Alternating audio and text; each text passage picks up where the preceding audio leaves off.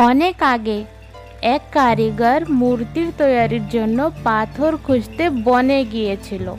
সেখানে তিনি একটি খুব ভালো পাথর দেখতে পেলেন, যা দেখে তিনি খুব খুশি হয়ে বললেন, এটা প্রতিমা তৈরির জন্য খুবই উপযোগী।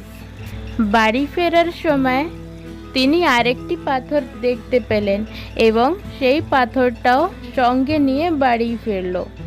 বাড়ি যাওয়ার পর সে পাথরটি তুলে তার হাতিয়ার দিয়ে কাজ শুরু করে। পাথর থেকে আঘাত করার পর পাথর বলতে শুরু করে, আমাকে ছেড়ে দাও, এতে আমার খুব ব্যথা হচ্ছে, আপনি অন্য কোনো পাথর থেকে মূর্তি বানান। পাথরের কথা শুনে কারিগরের খুবই করুণা হলো।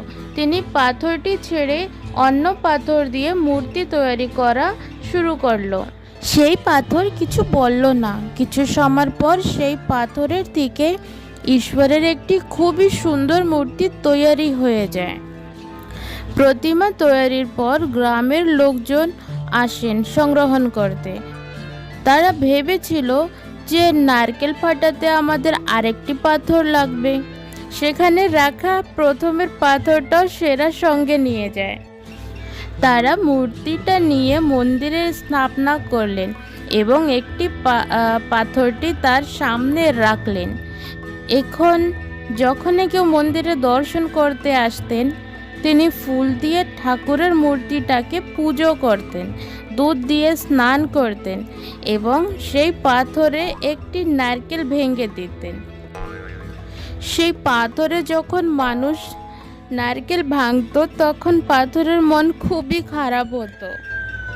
এবার প্রথমটি পাথর দ্বিতীয় পাথর যেটাতে ঠাকুরের প্রতিমা তৈরি করা হয়েছে সেটাকে বলে, মানে কি ঠাকুরকে বলে, প্রথমটা পাথর, তোমার তো খুবই মজা, মানুষ তো তোমাকে পুজো করে, তোমাকে ফুল দিয়ে, তোমাকে স্নান করে, দুধ থেকে তোমাকে প্রসাদ দেয়, আমার তো কপালই খারাপ, লোকে তো আমার মাথার পরে নারকেল ভাঙে।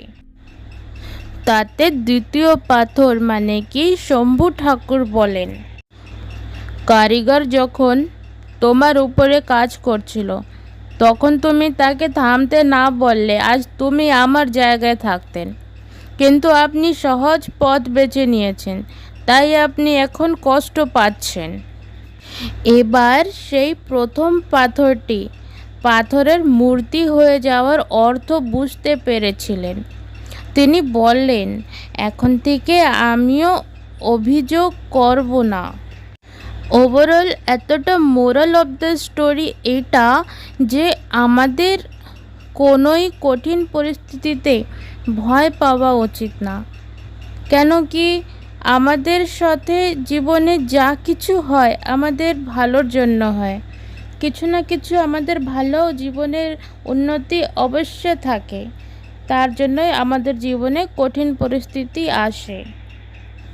তো আমাদের বিনা ভয় পায়ে কঠিন পরিস্থিতির সামনা করা উচিত।